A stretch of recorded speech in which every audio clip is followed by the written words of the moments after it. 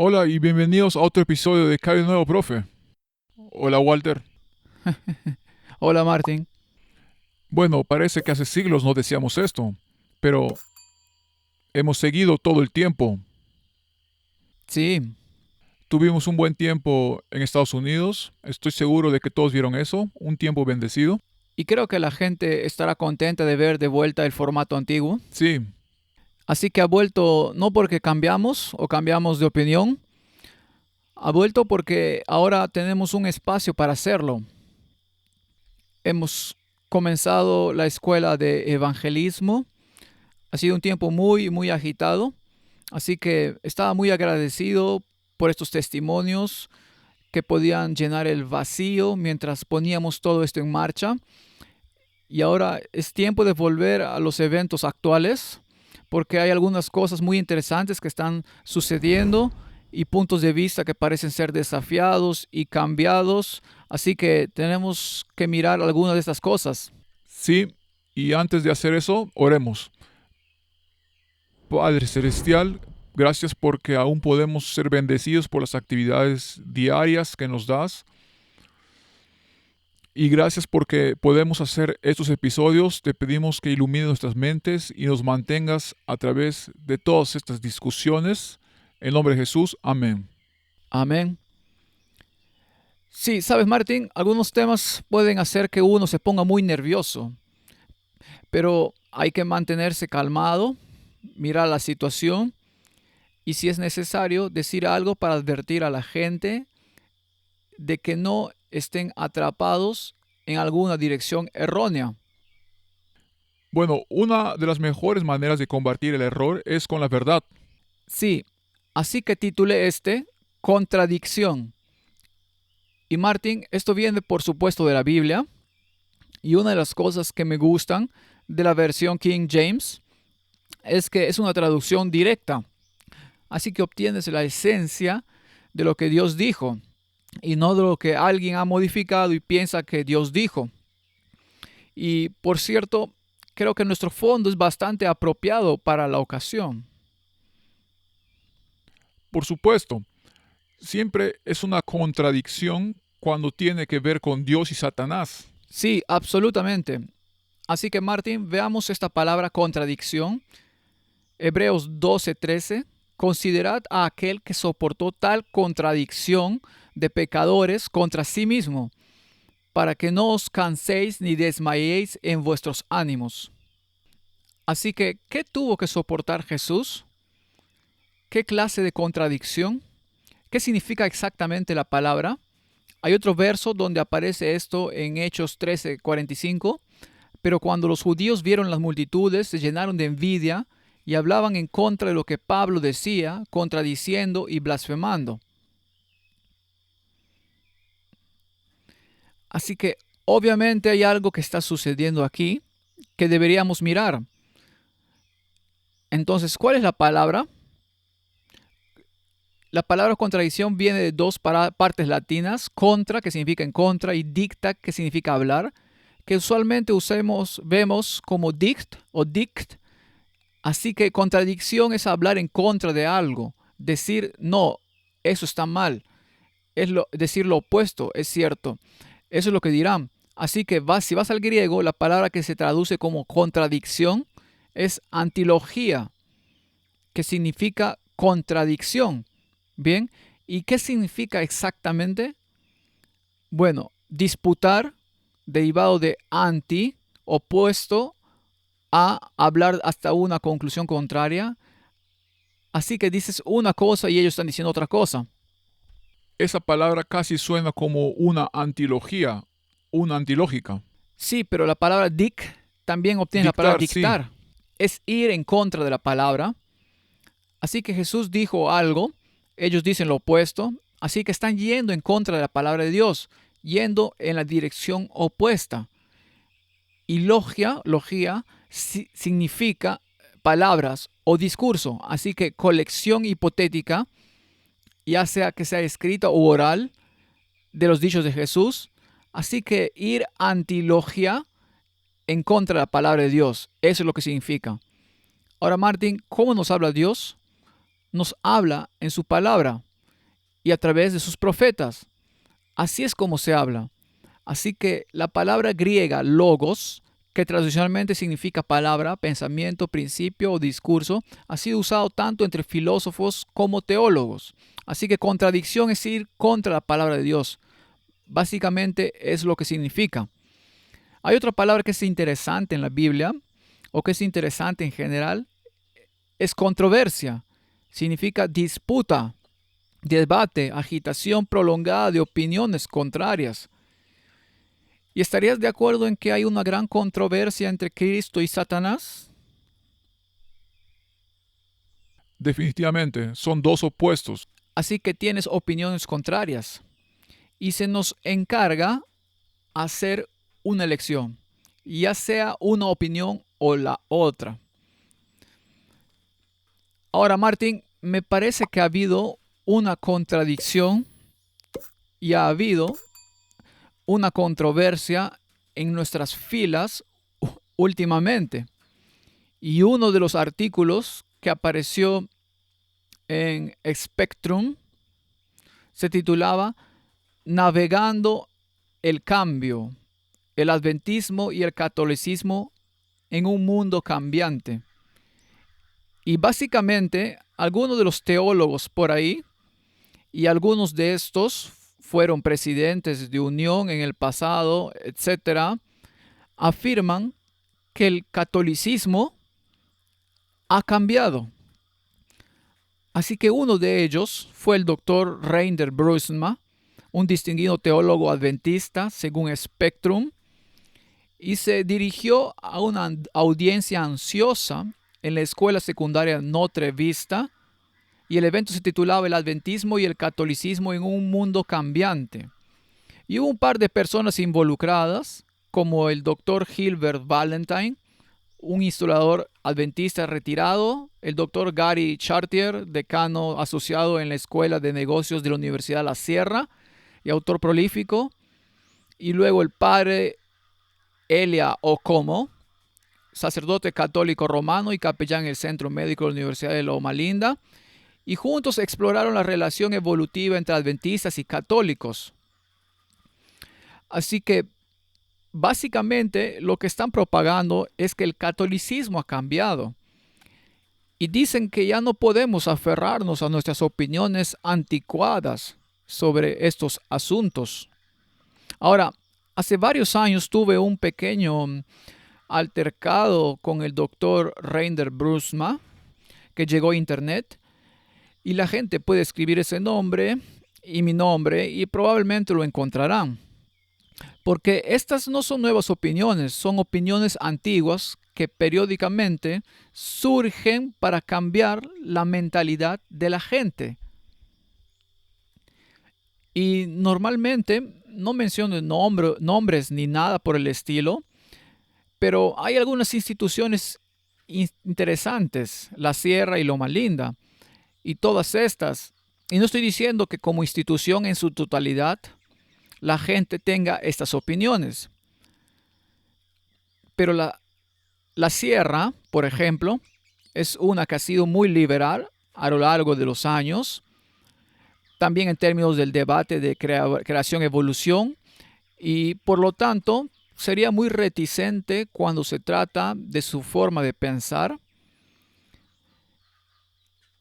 Y en una gran universidad como Loma Linda, probablemente hay mucho debate y creo que puedes esperar ambos lados de ese espectro. Pero, ¿por qué quiero hablar de ello o por qué vamos a hablar de ello? Porque creo que es peligroso. Sí, Creo que es tan peligroso que podría llegar a ser de salvación. porque te alejará de donde deberías estar. Sí, Seguro. y por lo tanto creo que necesita ser abordado, independientemente de los nombres. Olvídate de los nombres no son importantes. Porque si ellos no están ahí, habrá otros. Habrá otros, el uno desaparecerá, el siguiente tomará su lugar. Esto es algo que continuará hasta el tiempo del fin, pero es un intento de cambiar la mentalidad del pueblo de Dios. Eso es seguro. Y esto es muy, muy peligroso. Y por lo tanto creo que es hora de hablar. No estoy diciendo que estas personas estén afiliadas de alguna manera particular o no. No tengo evidencia al respecto, pero me parece extraño que se involucren en estos modos de pensar mientras afirman ser adventistas del séptimo día. Sí, tengo los mismos sentimientos. Para ser parte de cierto grupo, tienes que adherirte a los requisitos para ser parte de ese cierto grupo. Sí, y sabes, estamos lidiando con la escuela de evangelismo en este momento y estamos hablando del remanente. Sí, Y un remanente son aquellos que guardan los mandamientos y mantienen el testimonio. Es muy importante que no dice consideran el testimonio, dice mantienen el testimonio. ¿Y qué es el testimonio? Es el espíritu de profecía, el testimonio de Jesús. Así que cuando Dios habla a través de un profeta, es el testimonio de Jesús. sí, Eso significa que es la palabra. absolutamente. Y contradecir la palabra significa estar contradiciendo. Sí, Y aquellos que contradicen a Jesús en ese verso son llamados pecadores. así que no somos nosotros quienes decimos esto. No, es la palabra de Dios que dice esto. Así que escuchemos el discurso que se dio en esta ocasión. Y quiero sugerir algunas formas en que los católicos y los adventistas pueden aprender unos de otros. Los lectores de mi libro notarán que los adventistas han, al menos oficialmente, continuado insistiendo a lo largo de su historia en que el catolicismo romano no ha cambiado fundamentalmente y que no cambiará en el futuro. La Iglesia romana puede, como sugirió la pionera adventista Ellen White, ahora presentar un frente agradable al mundo, pero permanece sin cambios, y cito, bajo la apariencia variable del camaleón, él, es decir, la Iglesia católica, oculta el veneno invariable de la serpiente. Fin de la cita. Creo que es hora de distanciarnos de esta caracterización. La iglesia medieval de los siglos antes de Trento e incluso de la iglesia del Vaticano I no es la misma iglesia que la comunidad que el Papa Francisco. Lo detuvimos en este punto porque temo que mi cuello y el tuyo podrían simplemente estallar. Eso no lo hará. ¿Cierto? ¿Llamarías a eso una contradicción? Oh, seguro. Ahora, el mismo autor ha renegado en el pasado el espíritu de profecía al siglo XIX y no aplicable a nosotros. Y eso también contradice declaraciones que dicen que son aplicables hasta el tiempo del fin. Así que, Martín, cuando miramos esto de navegando el cambio, ¿ha cambiado el catolicismo romano? Y si es así, podemos ahora abrazarlo y trabajar juntos con él, como está sucediendo en algunas de nuestras instituciones, porque esta teología obviamente está ganando terreno. Oh, seguro. Es muy prominente estos días. Sí, Martín, ¿eso es meter la cabeza en la proverbial arena o es simplemente rebelión abierta y contradicción? Creo que va un poco más hacia lo segundo que hacia lo de la arena. Bien, ahora, en primer lugar, repasemos la palabra de Dios. En Daniel capítulo 2 y Daniel capítulo 7 tenemos dos profecías muy distintas y nos dice dónde estamos en el flujo del tiempo y qué sucedió a lo largo de la historia. Y en Daniel capítulo 7 pasas por el rey desde el león que representa a Babilonia, al oso medo-persa, a la bestia leopardo de 4 cabezas y luego la bestia terrible con 10 cuernos y luego un cuerno muy prominente entre los ojos, y este es el que será diferente de los demás y será prescriptivo en el mundo. Ahora, esta profecía en particular es tan increíblemente precisa que, como dijo Gratan Guinness en su libro, es como una de esas llaves que encajan en una cerradura Chubb y se niega rotundamente a adaptarse a cualquier otra, porque los atributos de este poder del cuerno pequeño que todos los reformadores protestantes asociaron con el papado era que surgió de la cuarta bestia de Daniel, en otras palabras, el romano. Sí, También surgió entre los 10 cuernos, según el verso 8, lo que significa que es un poder europeo.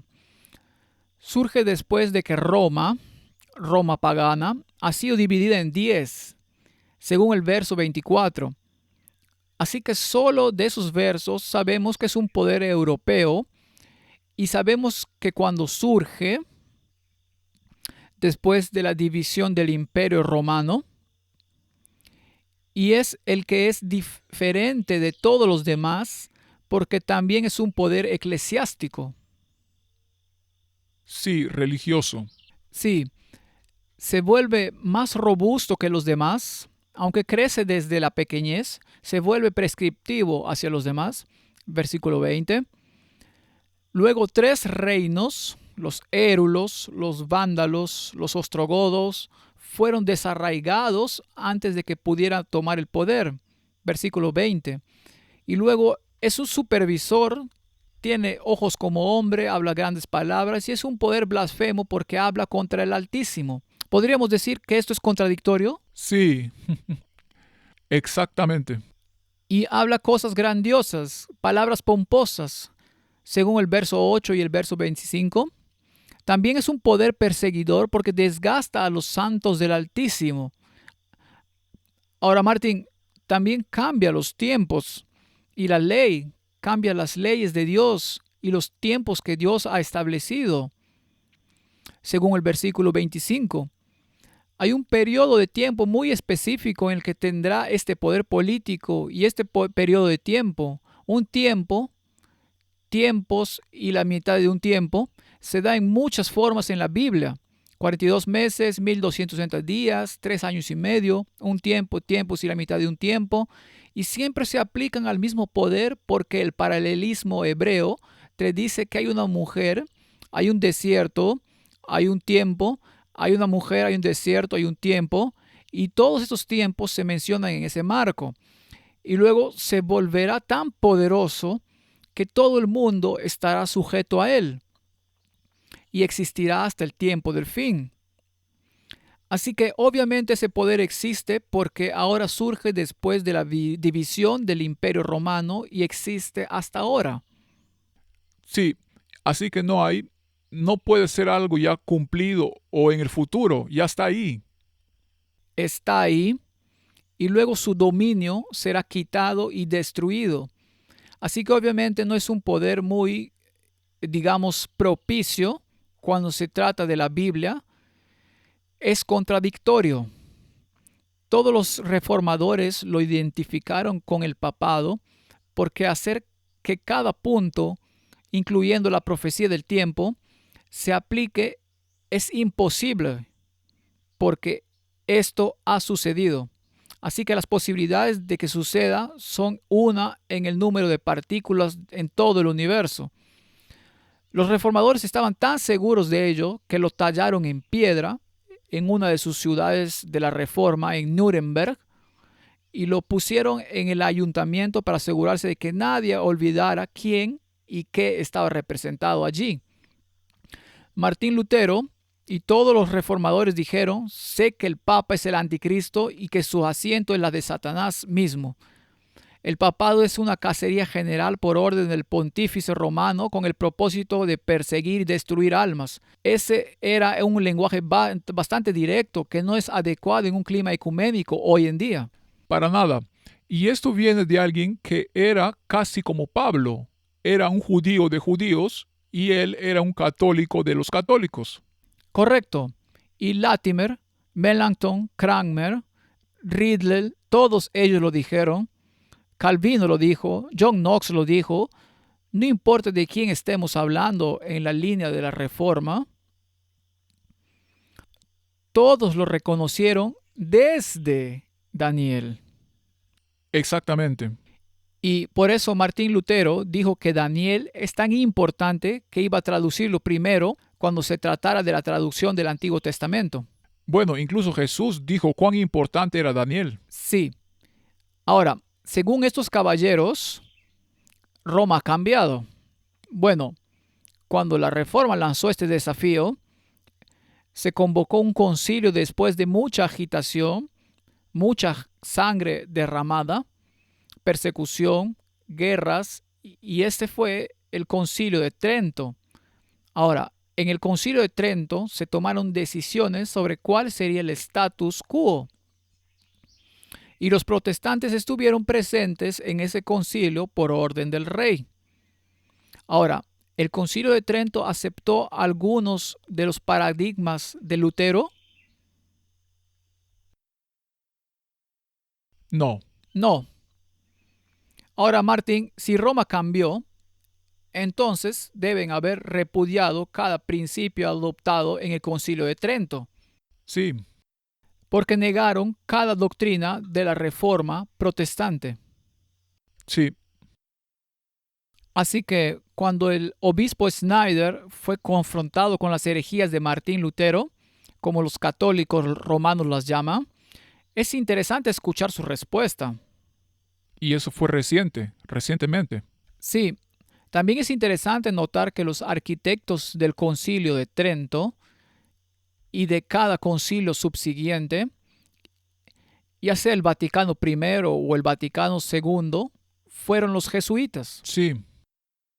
Y los jesuitas abiertamente afirman que una mentira para promover los ideales de la Iglesia Católica Romana es perfectamente aceptable, al igual que el asesinato o cualquier otra cosa. No solo eso, Martín, no solo se les permite hacer eso, sino que se les permite ser clandestinos. Se van a la clandestinidad. Y eso también es interesante, porque el obispo Schneider está abordando una pregunta donde el papado dijo que Martín Lutero estaba en realidad bien, donde el Papa Francisco lo dijo en una discusión en un avión con un reportero.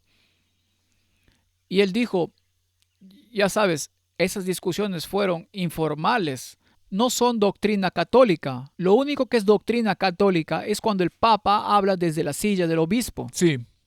Y el Papa actual, siendo un jesuita, obviamente se alinea con la ideología jesuita, lo que significa que mentir es perfectamente aceptable. Así que escuchemos lo que el obispo Schneider tiene que decir. Su Excelencia, gracias por estar aquí hoy. Mi pregunta es, ya que la discusión es sobre la herejía, un hereje que viene a la mente es Martín Lutero, cuyo 500 aniversario de la Reforma el Papa conmemorará muy pronto. En una entrevista en avión, el Papa recientemente dijo que Martín Lutero no se equivocó en el tema de la justificación. ¿Cuál es su respuesta a la herejía luterana y al tema de la justificación y los próximos eventos ecuménicos? ¿Y cómo responden los católicos tradicionales a los informes que están saliendo? Ellos ya han tenido una respuesta infalible a los errores de Martín Lutero, el Concilio de Trento.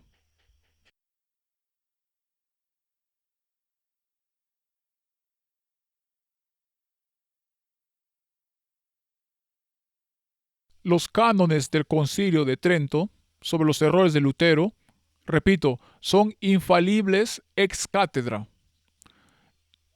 Y los comentarios del Papa en el avión no son ex cátedra. Así que Martín, según el obispo Schneider, el Concilio de Trento es definitivo porque es ex cátedra. El Papa estaba hablando infaliblemente. Sí.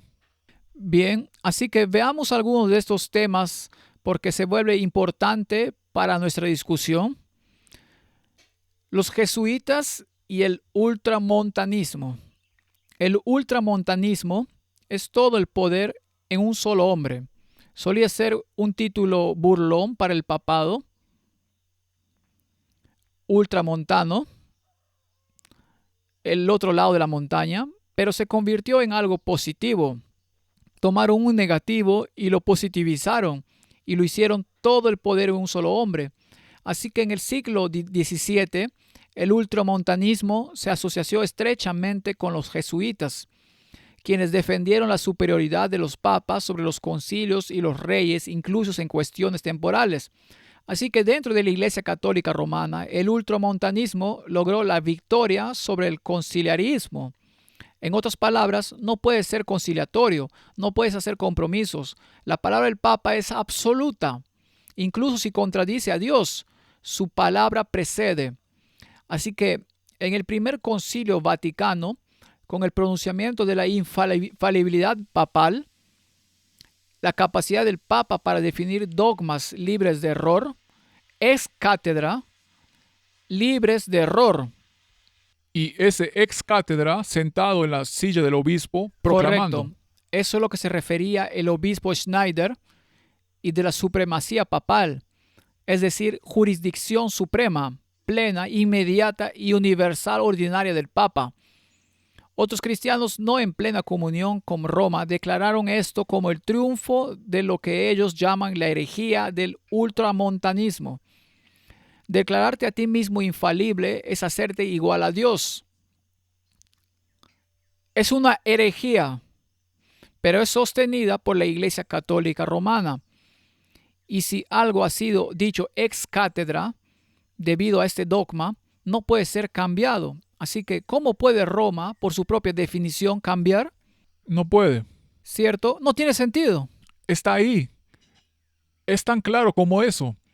Bien, si te digo algo, entonces no puedes decirme que lo que te estoy diciendo no vale nada, porque te lo estoy diciendo. Correcto. Así que cuando vamos a Apocalipsis 13:3 y dice, vi una de sus cabezas, porque esta bestia conglomerada en Apocalipsis 13 es un jeroglífico completo del papado católico romano. Es idéntica al poder del cuerno pequeño. Solo obtenemos un poco más de ese detalle. Así que recibe una herida mortal como bestia, es decir, como entidad política. Así que en algún momento pierde su poder político, no su poder eclesiástico. Pero esa herida sería sanada y todo el mundo recibiría su mentalidad. Se maravilló en pos de la bestia. Eso es según las Escrituras. Y los reformadores estaban todos en un mismo acuerdo en que esto era una referencia a Roma. Lo interesante es que estaban convencidos de que era así antes de que esta entidad recibiera una herida mortal en 1798 y se le quitara su poder político, cumpliendo la profecía del marco temporal de la Biblia. Y sabían que esto era el papado incluso con esos eventos aún siendo futuros en ese momento. Eso es asombroso. Sí, seguro. Y Wesley, de hecho, dijo justo antes de ese periodo, debe estar muy cerca ahora porque este periodo de tiempo está llegando a su fin. Eran asombrosos y estaban en lo correcto. Bien, y así los jesuitas fueron llamados a contrarrestar la reforma por cualquier medio, incluso si significaba asesinato, suplantación, cualquier medio. Se convirtieron en los maestros de Europa y se convirtieron en los educadores de los presidentes y la élite del mundo. Y fueron ordenados en 1540 por el Papa III, Papa Pablo III. Así que aquí ellos leyeron sus órdenes y esto es lo que algunos de estos sentimientos eran. Estas son fuentes católicas. El protestantismo no es una religión, nunca fue una religión. Lo más que se podría decir de él es que era una forma de violación y robo disfrazada de religión. Si vas a la iglesia principal de los jesuitas en Roma, tienen esta estatua de la Madre Iglesia destruyendo a Calvino y Lutero. Y este pequeño gnomo travieso de un ángel rompiendo los escritos de Martín Lutero, es decir, la Biblia. Así que juraron destruirlo.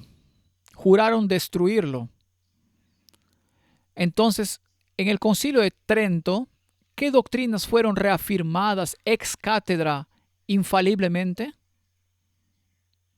La transubstanciación.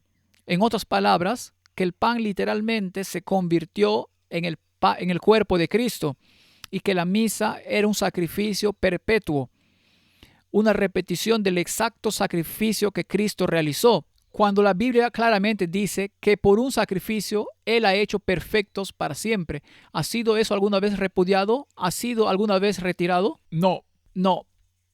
Número 2. Justificación por la fe y las obras. Te dirán que ahora han alcanzado una concordia, pero cambiaron la terminología de por la fe sola a por la gracia sola. Y hemos tratado con eso en muchos casos. Así que lo que firmaron, la declaración conjunta de justificación entre protestantes y católicos, en realidad era doctrina católica, sí, muy inteligentemente redactada. Número 3. La misa medieval fue mantenida, pero Jesús instituyó la última cena en su lugar como símbolo de un sacrificio completado, porque por un sacrificio Él nos ha hecho perfectos para siempre. Cuarto, los 7 sacramentos fueron confirmados. Ahora, en el pensamiento católico, Martín, un sacramento es salvación. Así que en el bautismo, por ejemplo, es un sacramento. Si no eres bautizado, no entrabas en el ámbito de la salvación. Por eso la Iglesia Católica Romana inventó algo llamado limbo, donde iban los bebés que desafortunadamente no fueron bautizados porque no podían ir al purgatorio a purgar sus pecados o la culpa de sus pecados. Así que iban al limbo. Pero afortunadamente el Papa Benedicto, el predecesor del Papa Francisco, eliminó el limbo. No sé qué pasó con todos los bebés, pero se dijo que esta filosofía no era realmente ex cátedra.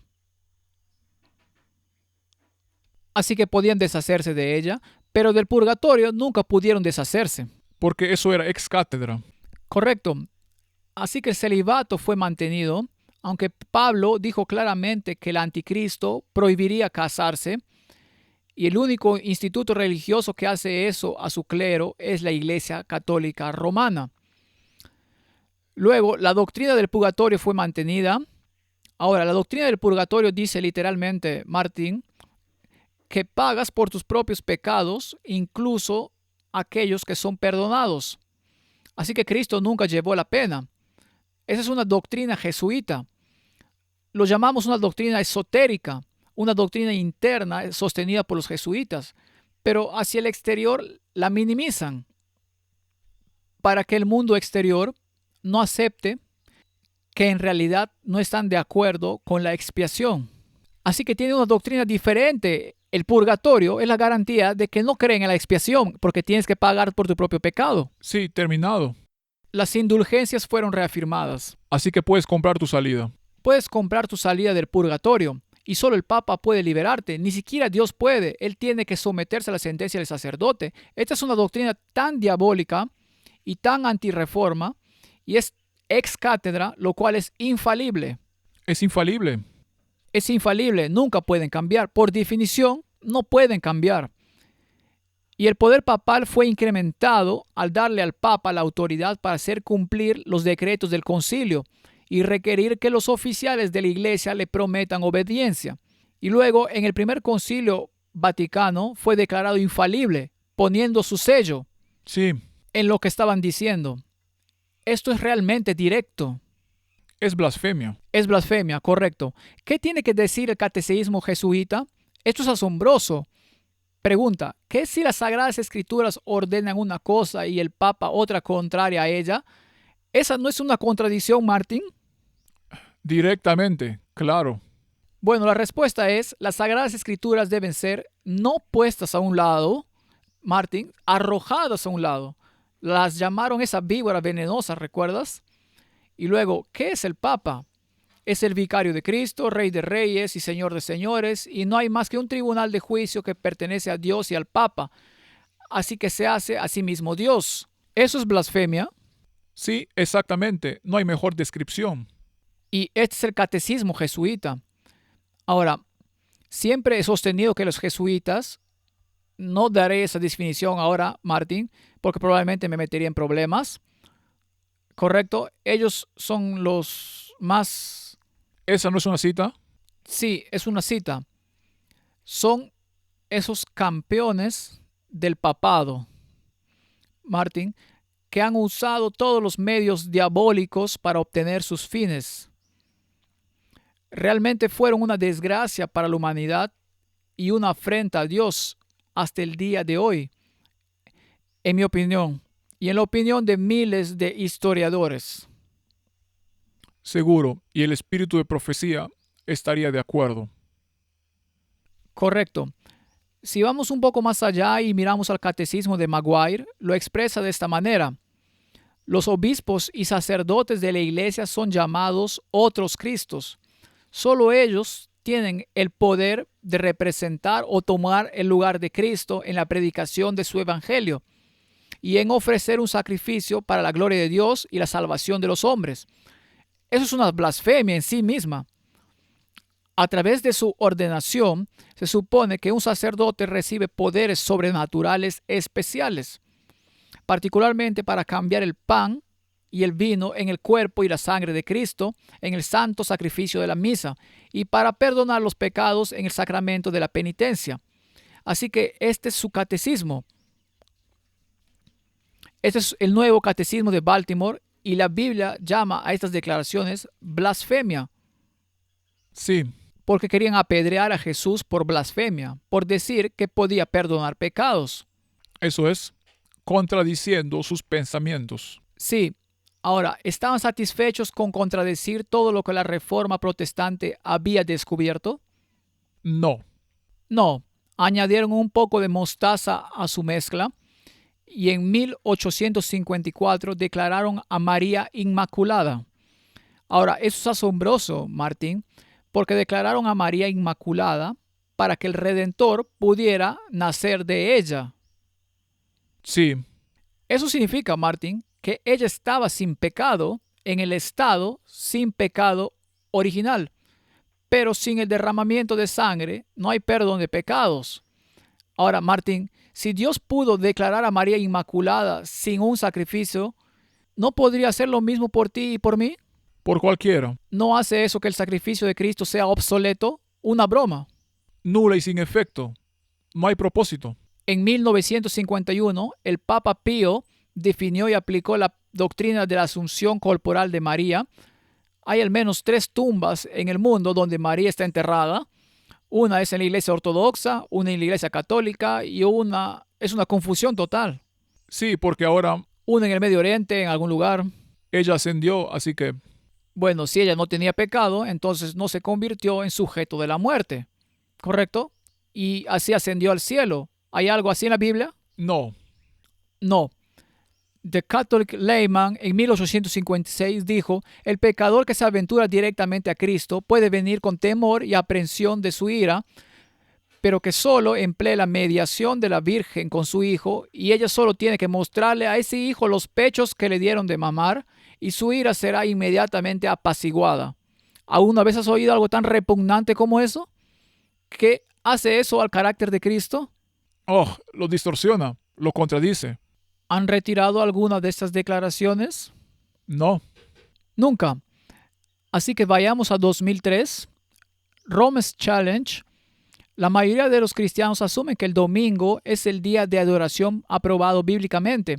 La Iglesia Católica Romana protesta que transfirió la adoración cristiana del sábado bíblico, sábado al domingo, y que tratar de argumentar que el cambio se hizo en la Biblia es tanto deshonesto como una negación de la autoridad católica. Si el protestantismo quiere basar su religión solo en la Biblia, debería adorar el sábado. Así que Roma está lanzando el guante y dice, escuchen muchachos, cambiamos la ley de Dios. Y si dicen que fue cambiada en la Biblia, están negando nuestra autoridad. La cambiamos porque estamos por encima de la Biblia. sí, se están regodeando. Se están regodeando. Arrogancia del más alto nivel. 2 doctrinas que provienen de las plumas jesuitas, el preterismo y el futurismo. ¿Por qué las inventaron, Martín? Para quitar el enfoque del verdadero anticristo, el verdadero enemigo.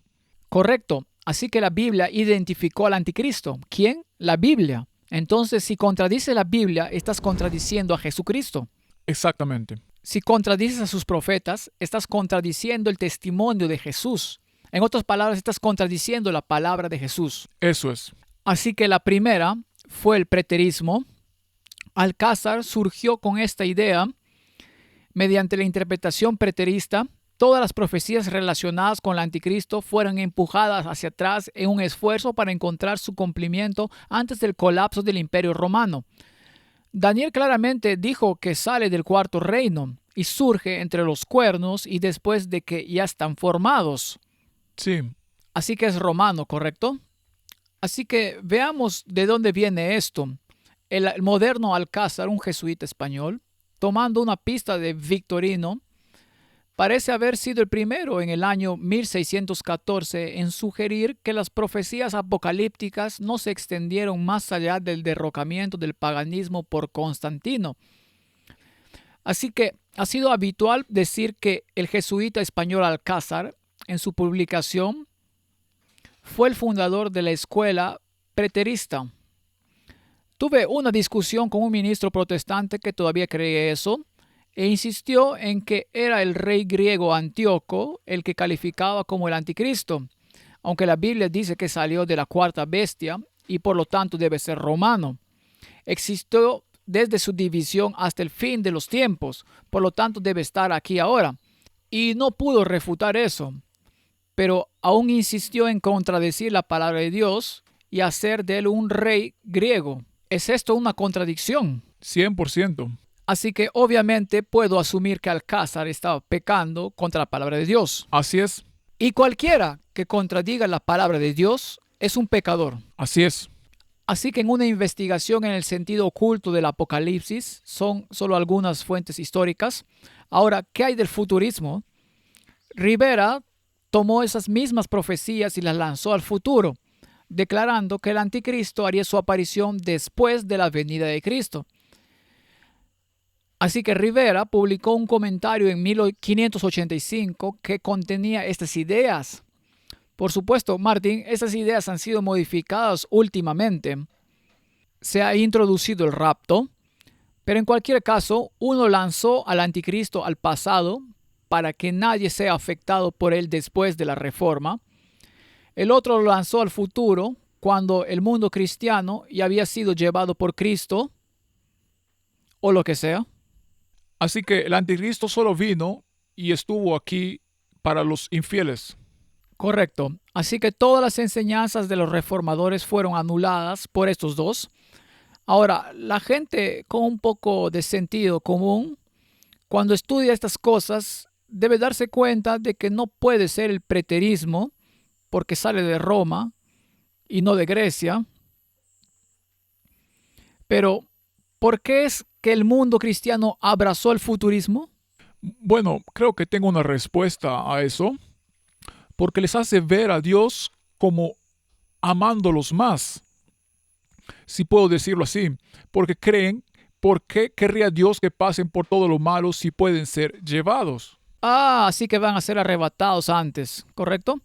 Así que los protestantes hoy están divididos entre modernistas y fundamentalistas. Los modernistas dan poco o ningún lugar al estudio de la profecía y los fundamentalistas son en su mayoría hoy futuristas. Pero algunos protestantes conservadores todavía son preteristas. Así que Rivera fue, de nuevo, un doctor jesuita en teología, nacido en España. Comenzó a escribir un largo comentario en 1585, pero esto fue hecho intencionalmente para contrarrestar la teología sobre el anticristo de los protestantes. De acuerdo, y si vuelves a lo que mencionaste antes, ¿cuál era el propósito de los jesuitas? Contrarrestar y destruir el protestantismo. Así que esto fue publicado entonces en 1590. Así que esto es justo después de la Reforma, que comenzó en 1517. Aquí hay una cita del libro Romanismo y la Reforma, escrito a finales de 1800 por un teólogo de la Iglesia de Inglaterra, Grattan Guinness. Y él escribió entonces: resistir el uso al que se aplicó la profecía de las Escrituras por parte de los reformadores no es un asunto ligero o sin importancia. Así que me gustaría sugerir a nuestros antagonistas y contradictores modernos que no es un asunto ligero o sin importancia contradecir lo que los reformadores dijeron Cierto. sobre el tema. El sistema de interpretación profética conocido como futurismo resiste este uso, condena la interpretación de los reformadores, condena las opiniones de todos estos hombres y de todos los mártires y de todos los confesores y fieles testigos de Cristo durante largos siglos. Condena a los albigenses, a los valdenses, a los Wycliffe, a los husitas, a los lolardos, a los luteranos, a los calvinistas. Los condena a todos. Y sobre un punto en el que todos están de acuerdo, una interpretación de las Escrituras que incorporaron en sus solemnes confesiones y sellaron con su sangre. ¿Aplica eso hoy o es historia antigua? No puede ser. Y si estás diciendo que esto no es así, estás contradiciendo esto al 100%. Estás en realidad contradiciendo toda la reforma. Y estás diciendo que la reforma no fue de Dios. Exactamente. Entonces debe haber sido del diablo, Sí. porque solo hay dos que son contradictorios cuando se trata de este punto. Y eso es algo muy aterrador de hacer, porque cuando empiezas a llamar a lo que es de Dios, que es del diablo, eso es incursionar en el pecado contra el Espíritu Santo. Es una posición muy peligrosa en la que estar.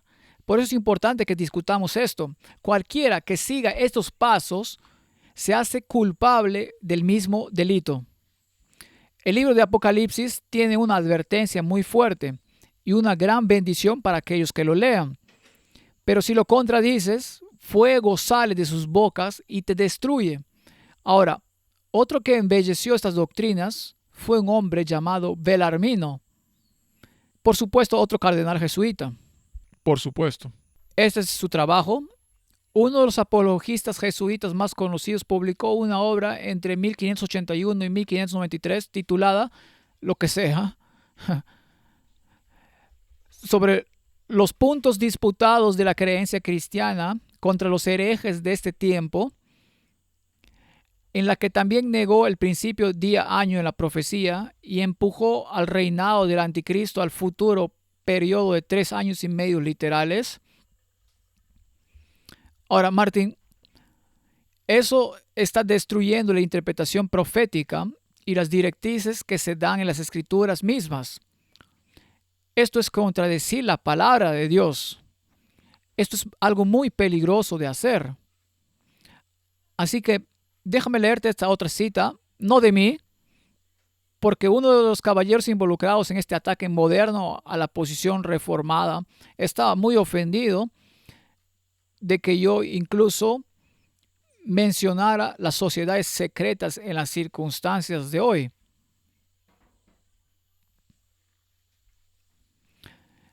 Aquí hay una cita, no de mí, sino del libro El Gran Diseño Expuesto, y dice: la verdad es que los jesuitas de Roma han perfeccionado la masonería para ser su herramienta más significativa y efectiva para lograr sus propósitos entre los protestantes. Y Martín, si tuviera que mirar a los masones que estuvieron involucrados en el protestantismo, entonces, ya sea que esté hablando de los Robert Schulers de este mundo o de muchos de los mega predicadores del mundo, todos estaban asociados con la masonería. Norman Vincent Peale era un masón del grado 33, era el mentor de Billy Graham, etcétera, etcétera. La lista es interminable, así que esto no puede ser disputado o puesto en el ámbito de las teorías de conspiración en absoluto. Así que vayamos al libro, al Espíritu de Profecía, y veamos lo que tenía que decir. Ahora, él citó una de las declaraciones, la de Camaleón, en el video que mostramos, pero dejaremos eso para más tarde. Echemos un vistazo a algunos otros. El papado es exactamente lo que la profecía declaró que sería, la apostasía de los últimos tiempos. ¿Hemos visto eso en sus doctrinas? Oh, sí, seguro. ¿Alguna de ellas ha sido retirada o repudiada? No. No, es parte de su política asumir el carácter que mejor logrará su propósito. Pero debajo de la apariencia variable del camaleón, ella oculta el veneno invariable de la serpiente. Esto es lo que él citó, ¿verdad? Sí. No estamos obligados a mantener la fe y la promesa a los herejes, declara. Ella puede incluso mentir, ¿verdad? Sí. Los comentarios del Papa en el avión no fueron ex cátedra. así que puede decir realmente lo que quiera, ¿verdad? ¿Será este poder cuyo registro durante 1000 años está escrito en la sangre de los santos, ahora reconocido como parte de la Iglesia de Cristo? Bastante claro, ¿verdad? La iglesia que se aferra a la palabra de Dios está irreconciliablemente separable de Roma. Los protestantes una vez estuvieron así separados de esta gran iglesia de apostasía, pero se han acercado más a ella y todavía están en el camino de la reconciliación con la iglesia de Roma. Esto viene de la Review and Herald y fue escrito en 1886. Reiner Brunzma dijo que esto es literatura del siglo XIX y deberíamos descartarla. Roma nunca cambia. ¿Sabes, Martin? Si él se diera cuenta de que no pueden cambiar porque son infalibles. Sí, No pueden cambiar sin interrumpir toda su teología. Sus principios no han cambiado en lo más mínimo. Ella no ha disminuido la brecha entre ella y los protestantes. Ellos han hecho todo el avance.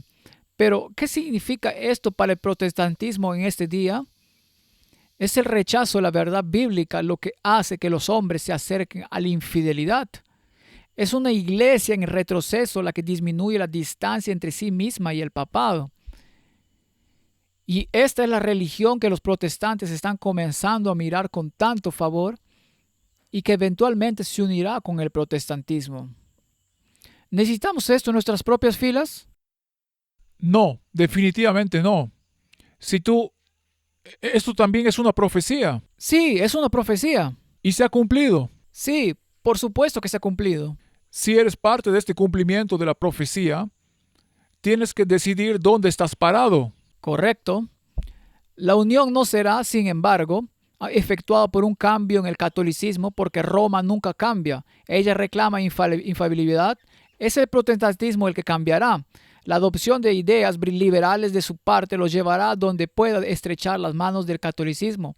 Y Martín, si sucede dentro de nuestra iglesia, entonces es tiempo de alzar nuestras voces y advertir a la gente. Si quieres evitar el fuego que sale de sus bocas, entonces aléjate de este tipo de teología. Porque el pueblo de Dios está llamado a exponer la maldad del hombre de pecado.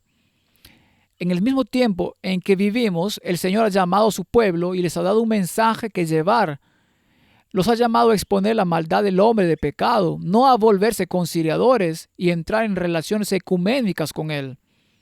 No tenemos que leerlo todo. Basta con decir, la gente debe ser mostrada lo que puede esperar del poder papal. Así que cuando la gente ahí afuera pregunta, ¿por qué siempre estás hablando de eso? Es una cuestión de vida o muerte. Exactamente, y luego escuchas declaraciones contradictorias hechas por personas que deberían saber mejor. Si no, si quieres hacer declaraciones como esas, entonces ve y únete a sus filas. Sí, ve y únete a ellos, conviértete en un cardenal como el cardenal Newman hizo, o ve y únete a otra denominación, pero esta está a exponer la maldad del hombre de pecado. Y lo que es más, en el libro Evangelismo, dice que esta terrible imagen dibujada por Juan, esto está en Apocalipsis, para mostrar cuán completamente los poderes de la tierra se entregarán al mal, debe mostrar a aquellos que han recibido la verdad cuán peligroso es vincularse con sociedades secretas o unirse de cualquier manera con aquellos que no guardan los mandamientos de Dios. Podríamos ir ahora y mostrar imagen tras imagen de masones protestantes contradiciendo la Biblia, la palabra de Dios. Sí, Pero no tenemos que hacerlo porque esto está repleto y la gente puede ir a verlo en la historia por sí mismos. Así que según la declaración, ¿están las sociedades secretas involucradas en este conflicto en el Apocalipsis? seguro. Otra cita del conflicto de los siglos. El papado que los protestantes ahora están tan listos para honrar es el mismo que gobernó el mundo en los días de la Reforma. Cuando los hombres de Dios se pusieron de pie a riesgo de sus vidas para exponer su iniquidad, ella posee el mismo orgullo y arrogante que dominaba sobre reyes y príncipes y reclamaba las prerrogativas de Dios. Su espíritu no es menos cruel y despótico ahora que cuando aplastaba la libertad humana y mataba a los santos del Altísimo. ¿Están negando esta declaración? Sí, porque son declaraciones antiguas, ya no tienen relevancia, dicen. ¿En serio? Pero me pregunto, ¿qué dirían los jesuitas que fomentaron todas estas revoluciones y eliminaron cualquier contradicción hacia ellos sobre estos asuntos? ¿Cómo la Iglesia romana puede liberarse del cargo de idolatría que no podemos verlo? Y esta es la religión que los protestantes están comenzando a mirar con tanto favor y eventualmente se unirá al protestantismo. Sin embargo, la unión no será efectuada por un cambio en el catolicismo, porque Roma nunca cambia. Hemos leído esto antes, solo quiero enfatizar que este es el testimonio de Jesús. Pero ya ves, puedes ver esto todo el tiempo. Es una repetición de la historia. Nada nuevo debajo del sol. Nada nuevo. Sucedió de nuevo una y otra vez. Dicen, oh, pero han cambiado. Pero si miras todo, no han retractado nada de lo que dijeron. Roma, los protestantes han cambiado de nuevo. ¿Correcto? Es otra declaración de Manuscript Releases 4, porque el Señor me habló así con mano fuerte y me instruyó que no caminara en el camino de este pueblo, diciendo, no digas conspiración a todo lo que este pueblo llama conspiración, ni temas lo que ellos temen, ni tengas miedo. Santificad al Señor de los ejércitos, sea el vuestro temor y Él sea vuestro espanto. Es una cita de Isaías, ¿verdad? A la ley, al testimonio. Si no hablan conforme a esta palabra, es porque no les ha amanecido. El mundo no debe ser nuestro criterio. Dejemos que el Señor obre, que la voz del Señor sea escuchada. Así que aquí hay una confederación que Isaías predice en aquellos que se oponen al testimonio de Dios y su ley. ¿Quieres estar en esa categoría, Martín? No, por favor, yo no. No debe haber alianza con incrédulos. Aquellos empleados en nuestro departamento de la obra, por el cual la palabra puede ser transformada, no deben entrar en alianza con aquellos que no conocen la verdad. El mundo no conoce al Padre y al Hijo y no tiene discernimiento espiritual respecto al carácter de nuestra obra, sobre lo que debemos o no debemos hacer. Debemos obedecer las órdenes que vienen de arriba. No debemos escuchar el consejo ni seguir los planes sugeridos por incrédulos. Si contradices la palabra de Dios y el espíritu de profecía, eres un incrédulo. Eso es todo. Las sugerencias hechas por aquellos que no conocen la obra que Dios está haciendo en este tiempo serán tales que debilitarán el poder de los instrumentos de Dios. Al aceptar tales sugerencias, el consejo de Cristo es desechado. ¿Sabes? Estaba pensando, mencionaste que aquellos que contradicen son incrédulos. Suena duro, pero es verdad. Es verdad, por supuesto. Porque si no crees lo que la palabra te está diciendo, eres un incrédulo. Eres un incrédulo y eso es todo. Pero ahora dirán, pero está bien, el papado moderno ha cambiado. Sí, ya sabes, siempre tienen esa excusa. Necesitamos hombres que no sean arrastrados a confederaciones secretas y clandestinas. Debemos ser muy cuidadosos, Martín. No debemos prestar atención a hombres desagradables.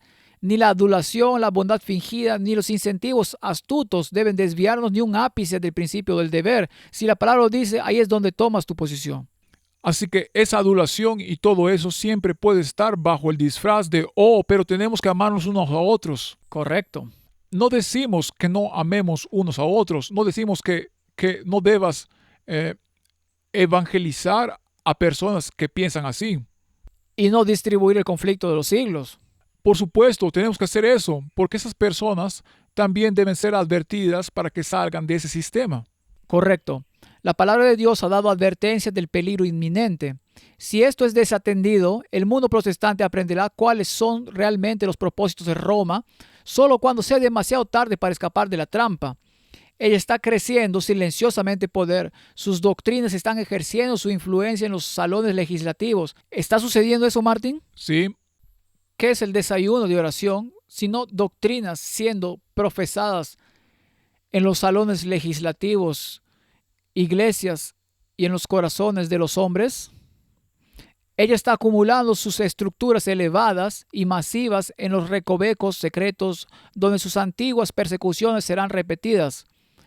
Sigilosamente e inadvertidamente está fortaleciendo sus fuerzas para promover sus propios fines. Y cuando llega el momento para que golpee, todo lo que desea es una posición ventajosa. Y esto ya se le está dando. Pronto veremos y sentiremos cuál es el propósito del elemento romano. Quien quiera que crea y obedezca la palabra de Dios, por lo tanto, incurrirá en reproche y persecución. ¿Está negando todas esas palabras? Sí, bueno, puedes ver esto, porque ¿cómo van a reaccionar las personas cuando todos dicen, sí, Roma ha cambiado, y tú te paras ahí y dices, no, pero no ha cambiado? Pareces un pulgar dolorido sobresaliendo. Bien, entonces veamos si es así. ¿No es algo que deberíamos hacer? Por supuesto. Está el National Catholic Reporter y nos dice que el Papa Francisco y Pedro Fabro son espíritus jesuitas afines. En otras palabras, tienen la misma mentalidad. Ahora, ¿quién fue Pedro Fabro? Fue el cofundador de la orden jesuita junto con Ignacio de Loyola. Las declaraciones recientes del Papa Francisco en solidaridad con los pobres sobre la necesidad de comunidad y en reenfocar las energías de la Iglesia lejos de un enfoque estrecho en temas sexuales. Salgamos de nuestra depravación sexual, no hablemos de eso. Puede sonar impactante para algunos. Eso es un tono mucho más diferente que la imagen del papado en tiempos recientes. En París, Fabro también encontró a Ignacio de Loyola. Él instruyó a Ignacio en filosofía aristotélica. Recuerda, la bestia tiene un cuerpo griego. Mientras Ignacio formó la espiritualidad de Fabro, bajo la guía de Ignacio, Fabro dominó los ejércitos espirituales. En 1534 fue ordenado sacerdote y más tarde ese año, el 15 de agosto, él y otros 6 hombres, incluyendo a Ignacio y Francisco Javier, hicieron votos como los primeros miembros de lo que se convirtió en la orden jesuita. Me están diciendo aquí que el Papa Francisco tiene la misma mentalidad. Sí, Y estas personas fueron instruidas para destruir el protestantismo, incluso matándolas y torturándolas en las inquisiciones. sí. Entonces, obviamente, debe tener el mismo espíritu. ¿Tiene el mismo espíritu? ¿Es tan arrogante? ¿No es un dulce anciano? Preguntemos a los jesuitas de hoy cómo deberíamos evaluar el papado. Este es el profesor de teología moral Richard M. Gula. Él dice, la ley natural es central en la teología moral católica romana. Es el tipo de razonamiento que informa la fe. Quizás la característica más distintiva de la moralidad católica tradicional es que la Iglesia puede enseñar a una moralidad que es aplicable siempre, en todas partes y para todos, porque se basa en la ley natural como base de la enseñanza, es decir, filosofía griega. La ventaja de usar la ley natural es que la Iglesia muestra gran respeto por la bondad humana. ¿Qué dice la Biblia sobre la bondad humana? No hay uno que sea bueno. El corazón es engañoso sobre todas las cosas y desesperadamente perverso. Por lo tanto, necesita una moralidad externa impuesta sobre él, Exactamente. y no una teología o moralidad papal basada en el hombre. Sí, bueno, eso es lo que hace su teología. Hace al hombre Dios, como dijeron. Sí, así que además de este respeto a la bondad humana, también confía en la capacidad humana para conocer y elegir lo que es correcto. Así que lo hace Dios. Esa es una de las primeras mentiras de Satanás. Así es. Conocerás el bien y el mal por ti mismo. No necesitas a Dios para eso. Además, mediante el recurso a la ley natural, la Iglesia puede abordar sus discusiones y reclamar la rectitud o equivocación de una acción particular a todas las personas de buena voluntad, no solo a aquellos que comparten su convicción religiosa. Así que la Iglesia se convierte en la brújula moral y decide qué es correcto y qué es incorrecto, y no Dios. Él continúa diciendo, una de las grandes desventajas de tal enfoque es que puede conducir fácilmente a entregar la moralidad cristiana a la filosofía moral, donde las creencias religiosas realmente no marcan una diferencia para las afirmaciones morales. El magisterio, es decir, la jerarquía de la Iglesia Católica Romana, el Papa y sus obispos, ha recurrido a la ley natural como base para sus enseñanzas relativas a una sociedad justa, comportamiento sexual, práctica médica, vida humana, libertad religiosa y la relación entre la moralidad y la ley civil. Eso es cada aspecto de tu vida. Sí, ¿Quién lo decide por ti? el El magisterio. magisterio. En cualquier caso, el desarrollo de la tradición de la ley natural entre los pensadores cristianos se debe no tanto a las escrituras como a la influencia de la filosofía griega y la ley romana, Sale de la boca del caballo. de su propia boca. Este es el pensamiento jesuita. Han cambiado Esto es en 1989. contradiciendo a Dios. Sí, Estos son pecadores que contradicen a Dios. Continúa. Uno siempre está obligado a seguir el juicio de una conciencia adecuadamente informada.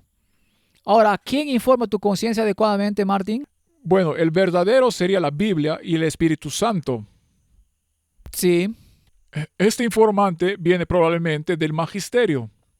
sí, leamos. La información tiene lugar en comunidad apelando a varias fuentes de sabiduría moral. Me pregunto, ¿quién es esta sabiduría moral? En la iglesia, el magisterio es una fuente de autoridad moral. Así que parece que toleran todas estas perversidades que han llenado los titulares de las situaciones católicas romanas a lo largo de estas últimas décadas, ¿verdad? Un estado lamentable. Su enseñanza es muy importante, aunque no es el factor exclusivo en la formación de la conciencia y del juicio moral de uno. Apelar a la autoridad es parte de vivir responsablemente. Al apelar a una autoridad, creemos que será más correcta sobre esta cuestión que nosotros o que cualquier otra persona a quien podamos apelar. Así que, ¿más correcta que Dios mismo en la palabra de Dios, Martín? ¿No es eso contradecir la palabra de Dios? Seguro. El texto clave para entender la respuesta leer a la enseñanza magisterial está en esta encíclica, Lumen Gentium. Increíble. ¿Y qué dicen? En materia de fe y moral, el obispo habla en nombre de Cristo y los fieles aceptan su enseñanza y se adhieren a ella con asentimiento religioso del alma. Así que el Papa y sus obispos hablan y tú obedeces. Como si fueran Dios. Como si fueran Dios. Esta sumisión religiosa de la voluntad y de la mente debe mostrarse de manera especial a la auténtica autoridad docente del romano pontífice, incluso cuando no está hablando ex cátedra. Así que en realidad te está contradiciendo el otro tipo. Martín, ¿Roma ha cambiado? En absoluto, este tipo realmente ha enfatizado que no ha cambiado. Nunca ha cambiado. Es tan arrogante y despótico como siempre lo fue. En mi tratamiento de la formación de la conciencia, señalé que el carácter se forma en comunidad. Esa es la ley natural, Martín. Así que si una comunidad decide que tiene ciertas depravaciones y toda la comunidad lo acepta, entonces ¿está bien? Es como el canibalismo. Si toda la comunidad lo acepta, entonces está bien. Entonces lo hace moral. Sí, o cualquier pedófilos o cualquier categoría woke que quieras invocar, está bien.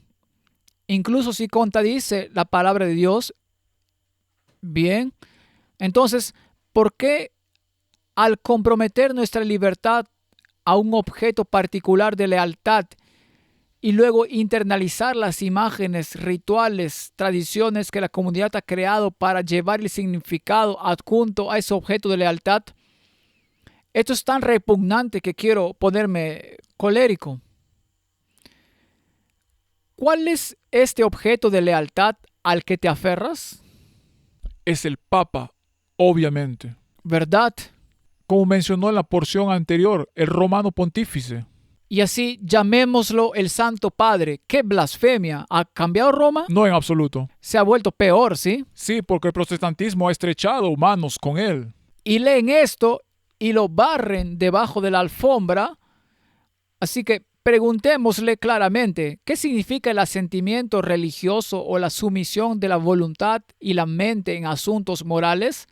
Esto es un jesuita hablando, ¿verdad? El asentimiento religioso o sumisión significa que tal esfuerzo y apropiación están motivados por la convicción de que Jesús ha encargado a la iglesia a enseñar y que el Espíritu guía a la iglesia en la verdad.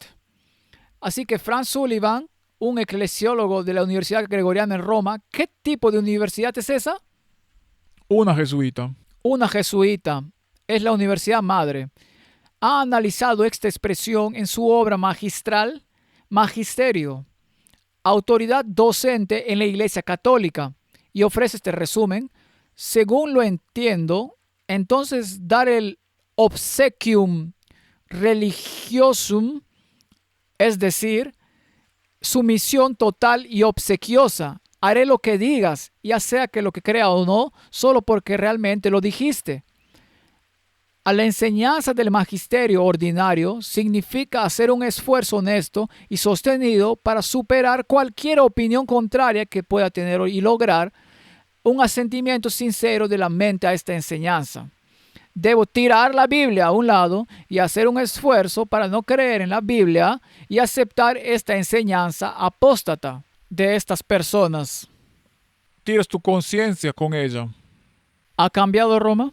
No, de ninguna manera. Oye, Martín, ¿no te enojas?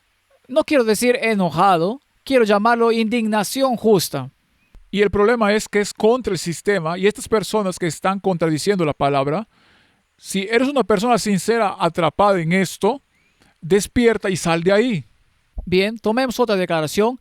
Este es el texto oficial del Directorio Nacional Catequético de 1978, compartiendo la luz de la fe, y dice: es tarea de la catequesis, es decir, del que estudia, obtener el asentimiento a todas las enseñanzas de la Iglesia, porque la Iglesia es la guía indispensable para la riqueza completa de lo que Jesús enseña.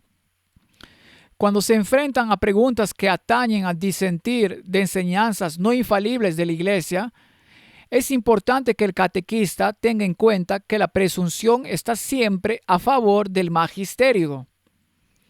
Sin importar lo que digan, ya sea que hablen ex cátedra o no, no importa lo que sea que digan, tú dices sí, amén.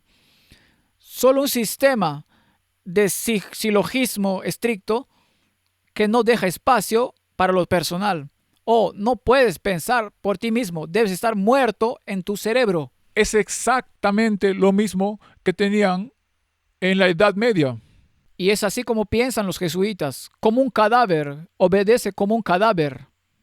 Por eso no querían que leyeras la Biblia, porque no tenías ninguna opinión personal sobre lo que... En otras palabras, deshazte de tu opinión personal y eso puede garantizar la certeza sobre saber y hacer lo que Dios requiere y habilita. Simplemente haz lo que el Papa dice y estarás en lo correcto. ¿Han cambiado? No. Se han vuelto más arrogantes. Así que vayamos al Concilio del Vaticano II, porque aquí es donde nuestros ilustres teólogos dicen que ocurrió el cambio, ¿verdad? Así que hagamos una pregunta. ¿Cambió el Concilio Vaticano II la posición católica romana establecida en el Concilio de Trento? Bueno, ya puedo responder. Sí. No. ¿Por qué no?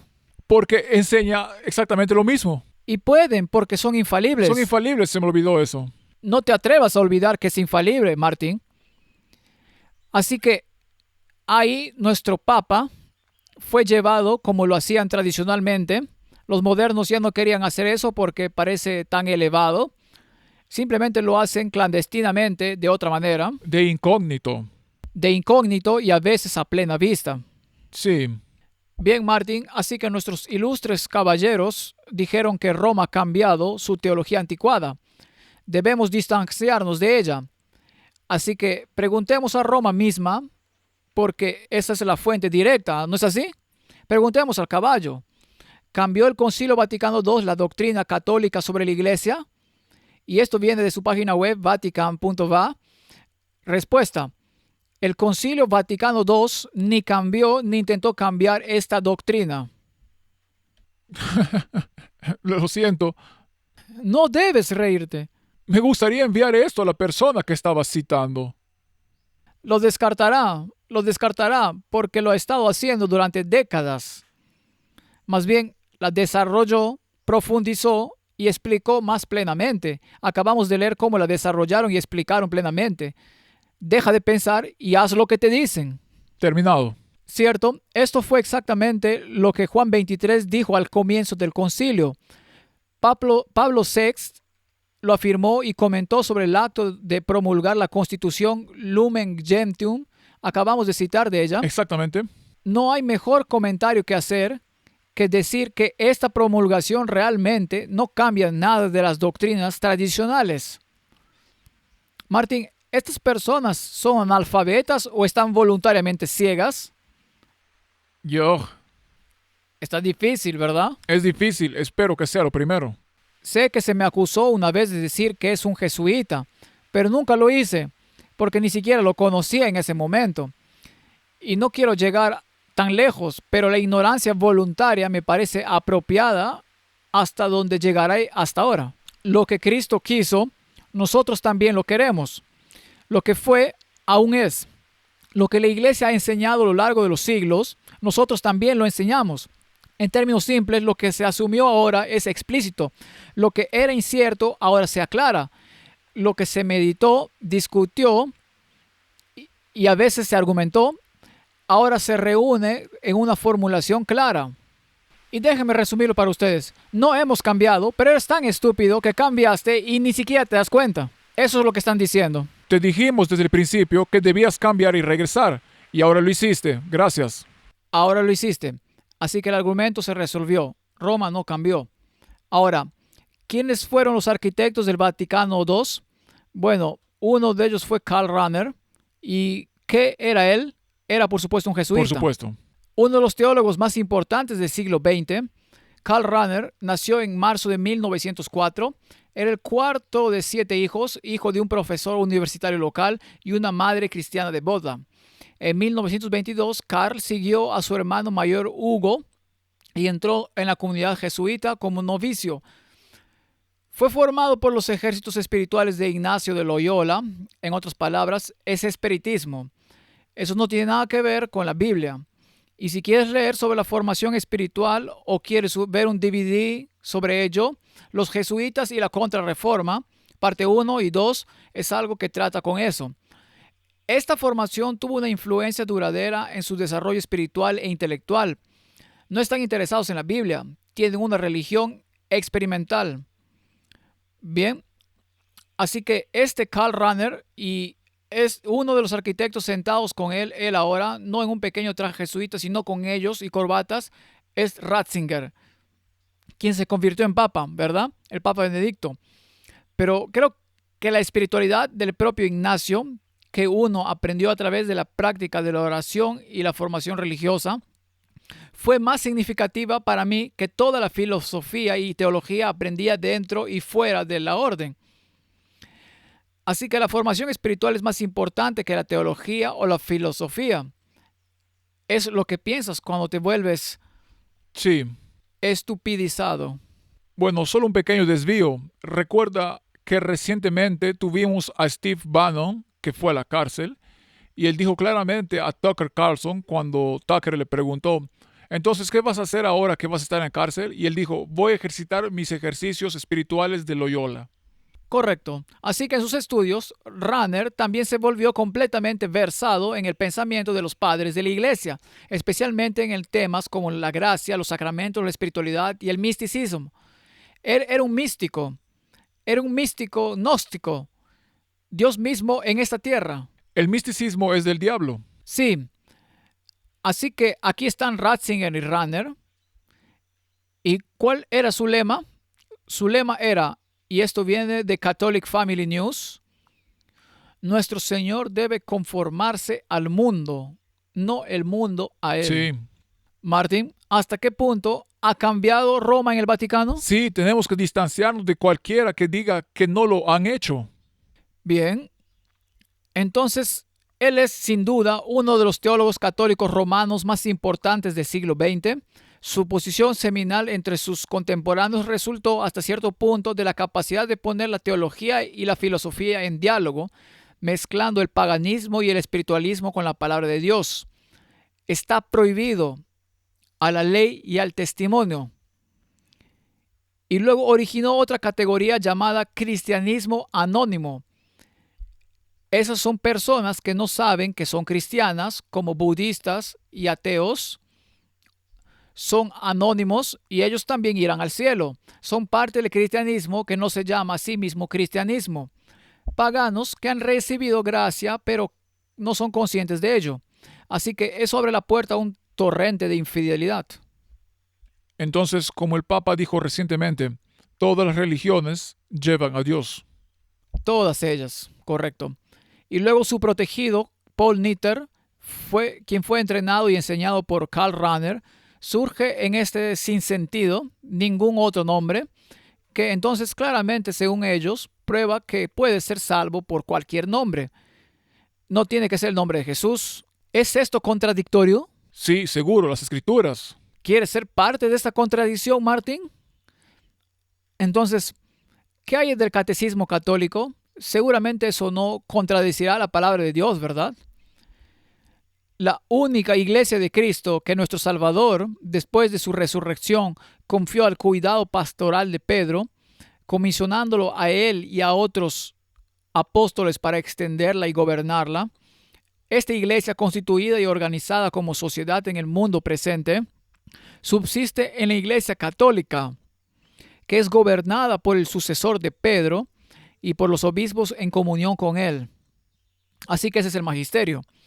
El decreto sobre el ecumenismo del Concilio Vaticano II explica porque es a través de la Iglesia Católica de Cristo solamente que es la ayuda universal hacia la salvación, que la plenitud de los medios de salvación puede ser obtenida. ¿Ha cambiado Roma?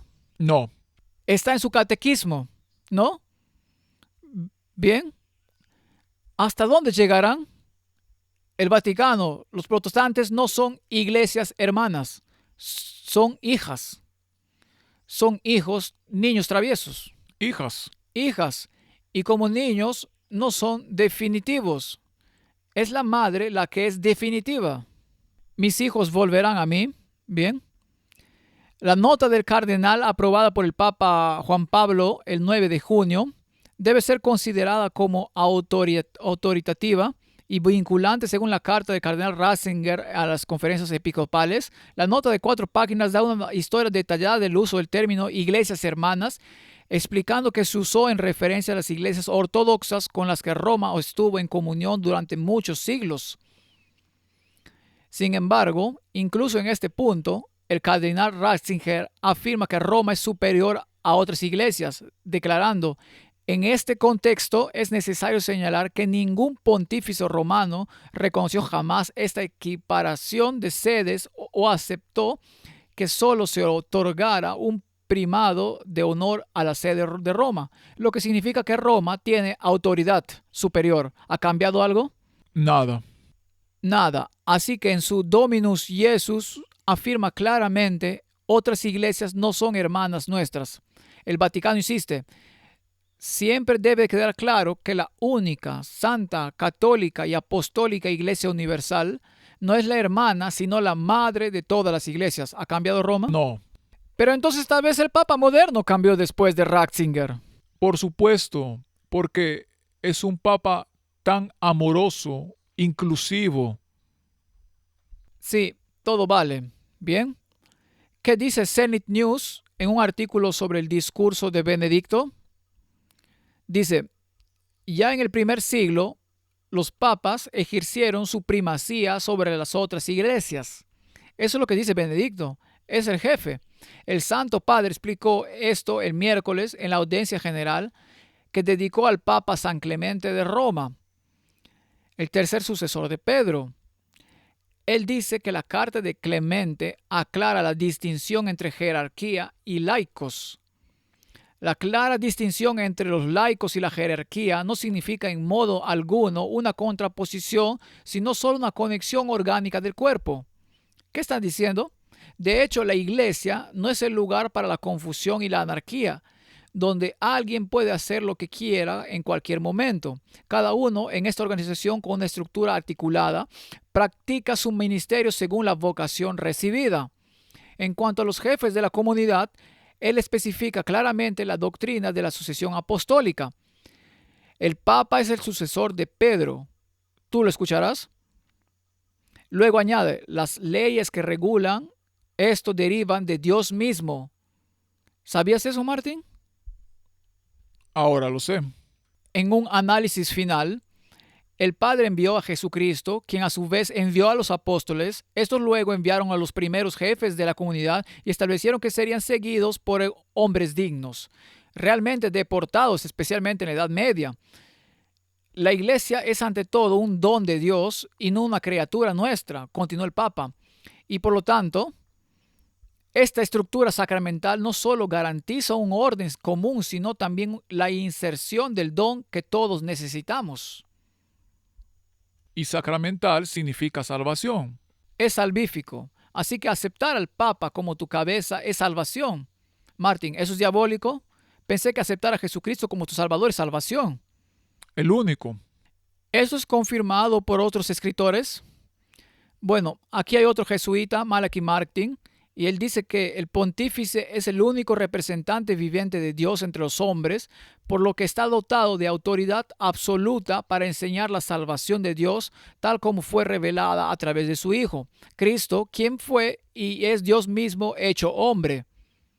La enseñanza católica sostiene que cualquier católico romano, cualquier no católico o cualquier no cristiano de cualquier religión que reciba la salvación de Dios, la recibe a través del oficio espiritual del hombre en Roma.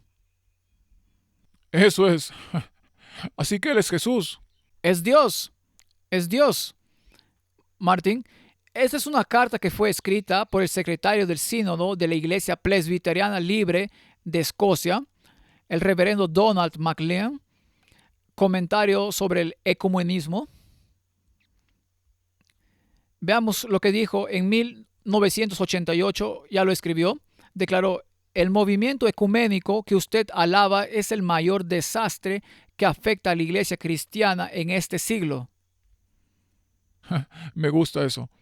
¿Te gusta?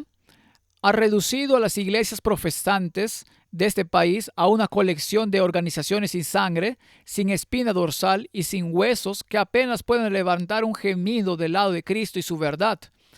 No es de extrañar que el mal progrese como lo hace y la oscuridad espiritual se vuelva más intensa a medida que pasan los años.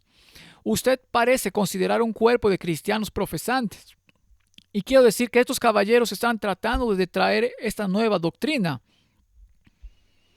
Parece que usted considera a un grupo de cristianos profesantes de conducta sobria y profunda, espiritual mental, como fanáticos e intolerantes. Si esto es así, entonces los hombres eminentes de Dios, como Knox en Escocia, Juan Calvino y Martín Lutero en el continente y el arzobispo Cranmer en Inglaterra, eran fanáticos en sus luchas contra los errores del papado. Nos alegra estar en tal compañía. Y estoy de acuerdo con eso. ¿Estás de acuerdo con eso? Y también diré que mencionas a esa persona y a todas las demás personas que están de acuerdo con lo que él está diciendo. Sí. Bien. Ahora veamos a nuestro Papa actual. ¿Es él quien trajo el cambio? Bueno, el Papa Francisco dice que la religión no debe limitarse a la conciencia personal. No puedes decidir por ti mismo lo que quieres creer. ¿Correcto? Radio Vaticano. El desarrollo ordenado de una sociedad civil pluralista requiere que el espíritu auténtico de la religión no se limite a la conciencia personal, sino que se reconozca su papel significativo en la construcción de la sociedad, dijo el Papa en sus comentarios. A través de la Iglesia y el Estado independientes, la responsabilidad común de satisfacer las necesidades espirituales y físicas de las personas con humildad y dedicación, dijo. Entonces, ¿a quién debes someter a tu conciencia? Al Papa y a la Iglesia. A él y al magisterio. Y aquí está reconociendo exactamente lo que hemos leído. Lo que dijo Ratzinger. Comenzó desde el principio. Exactamente. Bien. El Papa condena el fundamentalismo religioso y la violencia en Medio Oriente. Un grupo fundamentalista es un grupo que cree en las Biblias literalmente. Incluso si no mata a nadie, incluso si no golpea a nadie, es violento. La estructura mental de los fundamentalistas es violenta en el nombre de Dios. ¿Ha cambiado este hombre, este jesuita? No. No, este jesuita sigue siendo un jesuita y es un espíritu afín de Pedro Fabro, quien junto a sus afines asesinó a millones de personas. Así que él llama fundamentalismo cristiano. Definámoslo exactamente. Eso es creer lo que Dios dijo. Absolutamente. Lo llama una enfermedad. Él dice que la creencia en la interpretación estricta y literal de la Biblia es una enfermedad. El Papa Francisco parece pensar así. Hace solo algunos días, múltiples reporteros escucharon a Francisco describir el fundamentalismo como una enfermedad que está en todas las religiones, incluyendo el cristianismo. ¿Qué es el fundamentalismo? Si vas a Google, se define como una forma de religión, especialmente el Islam o el cristianismo protestante, que sostiene la creencia en la interpretación estricta y literal de las Escrituras. Entonces, ¿realmente el Papa Francisco pretende combatir a aquellos que creen en una interpretación literal de la Biblia? Obviamente sí, porque dice que es una enfermedad. Sí, bueno, creo... ¿Ha cambiado alguna doctrina de la Iglesia Católica Romana? No. De hecho, la está apoyando. El Papa Francisco llama a la unidad entre evangélicos y católicos. Él llama a la división la obra del diablo. ¿Era Jesús divisivo? Sí, No he venido a traer paz, sino espada. La división es la obra del padre de las mentiras, el padre de la discordia, que hace todo lo posible para mantenernos divididos, dijo Francisco en un mensaje de video. ¿Cómo haces eso, Martín? Bueno, él nos dice cómo. Dejemos la doctrina a un lado. oh sí, fácilmente. Convirtámonos en filántropos. ¿Roma ha cambiado? No, No. ¿Por qué debe dejar la doctrina a un lado? porque es infalible y no puede cambiarla. No. Así que su doctrina contradice la Biblia. ¡Contradicción! Sí, Cualquiera que esté de acuerdo con el Papa Francisco está contradiciendo la palabra de Dios exactamente. y se ha convertido en enemigo de Dios. Y si te alineas con ellos, estás en la misma categoría. Bien, así que continuemos. Una imagen habla 1000 palabras. Exactamente, no tienes que decir nada. Si conoces tu Biblia, ¿qué es esta imagen? Ahí se sienta en el gran trono blanco entre los querubines con 4 criaturas vivientes alrededor de él. Está copiando el trono de Dios con esta imagen. Está enviando un mensaje de que Él es Dios y le obedecerás y contradecirás lo que Dios ha dicho, o de lo contrario te eliminará. ¿Ha cambiado Roma? No. Y como mencionamos, solo lo está haciendo un poco más de incógnito. Sí, Así que no lo dirá tan directamente, pero lo muestra directamente. lo muestra directamente y en sus declaraciones, envueltas en bonitas palabras, está mostrando el mismo carácter despótico que se ha mostrado a lo largo de los siglos.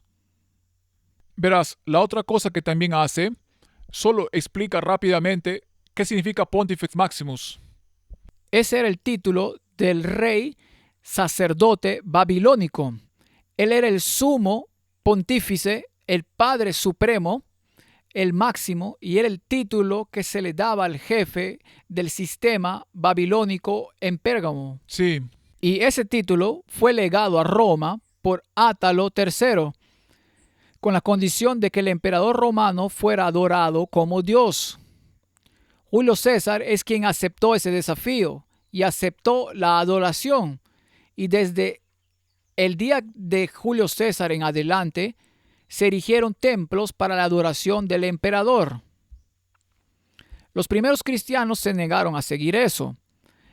Esos supuestos sucesores de Pedro tomaron sobre sí mismos ese título cuando el pontífice romano, en otras palabras, el Pontifex Maximus, el César de Roma, abandonó el trono en Roma y él tomó ese título sobre sí mismo.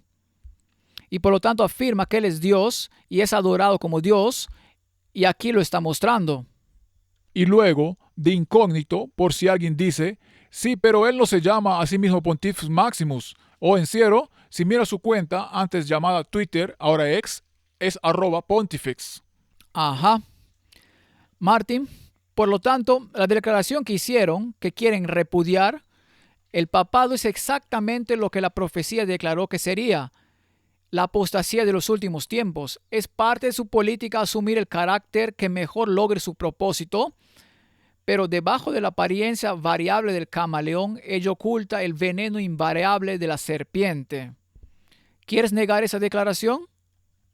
Oh no, y no me distanciaré de eso en absoluto. No estamos obligados a mantener la fe y las promesas a los herejes, declara ella. ¿Han hecho eso? Sí, Él no está hablando ex cátedra, así que puede mentirte. ¿Será este poder cuyo registro durante 1000 años está escrito en la sangre de los santos ahora es reconocido como parte de la iglesia de Cristo? Cuando niegan la expiación y te hacen pagar por tus pecados y niegan a Jesús. Y afirman ser Dios ellos mismos. Cuando la religión de Cristo es más despreciada, cuando su ley es más despreciada, entonces nuestro celo debe ser el más ardiente y nuestro coraje y firmeza los más inquebrantables. Defender la verdad y la justicia cuando la mayoría nos abandona, luchar las batallas del Señor cuando los campeones son pocos, esta será nuestra prueba. En este momento debemos reunir el calor de la frialdad de otros, coraje de su cobardía y lealtad de su traición. Me mantengo firme en esta cita. Yo también. Oremos. Padre Celestial, estamos viendo una gran apostasía levantando su cabeza, amenazando con llevar a miles de tu pueblo al abismo. Oro para que abra los corazones y las mentes de tu pueblo para que puedan creer a los profetas y ser establecidos. Es mi oración en el nombre de Jesús. Amén. Amén.